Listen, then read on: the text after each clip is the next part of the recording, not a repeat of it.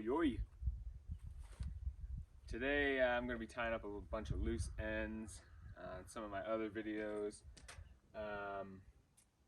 While I'm back there and have the dash ripped apart, I'm actually going to put in my brake controller in the center console. So I'll show you that. That's a pretty cool little spot instead of having the brake controller by your knees. It's pretty annoying. And then here, we'll get all this pulled apart, and what I'm talking about with the brake controller is essentially I want this to sit here, because this is pretty much a useless little thing anyway, so who cares. The brake controller will be there. I don't believe it's blocking a water bottle at all. Nope.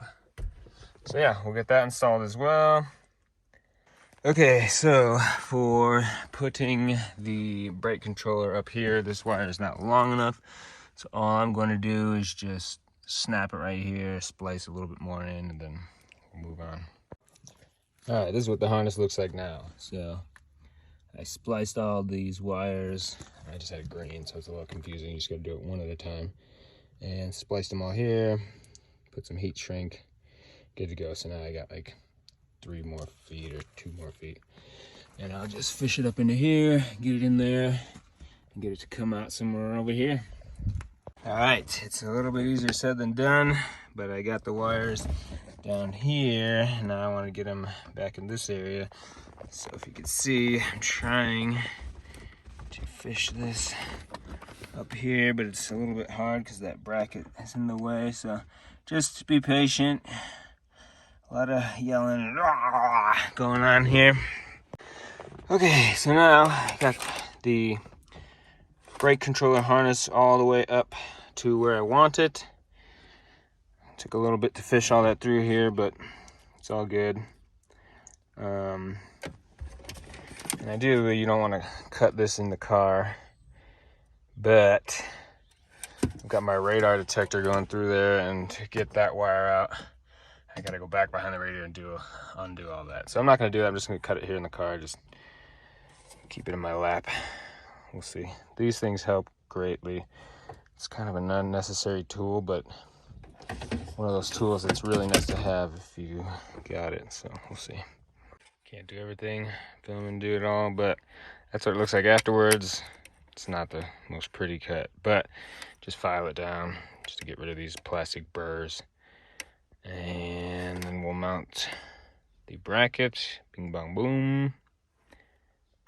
All right, and now you got to verify fitment. Verify that you can push this as far back as you want into there, still have it plugged in, and still have it at the right angles. This is an accelerometer based brake controller, so you can't mount it like too vertical. We're not even close here, so that's fine. And definitely make sure that this is the right way, because it looks really similar and you might accidentally mount it upside down. Okay, all right, so we've got everything. Camera looks good. There are 2 sets of like reverse guidelines. This camera must have one automatically set, as well as the Kenwood. So there is a wire in the back that I could snip that would delete one of those. So I'll just have one set of the parking guidelines.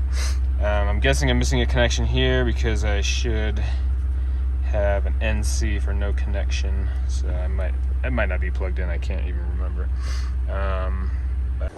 All right, I mean, this is pretty sweet. I love it. That's a little space there in the Tundra center console that doesn't get used much at all for anything.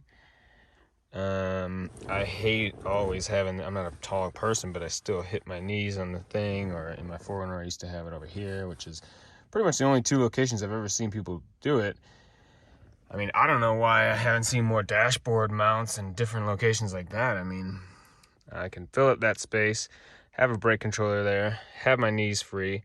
Now I have to worry about, oh, is the brake controller in the glove box? Let's plug it in now that we got a trip. No, it's always on. It's good to go. Hell yeah. Thanks a ton. Hit the like, subscribe, check out my other videos. You know what to do. Come on, hook it up, please. I need your help.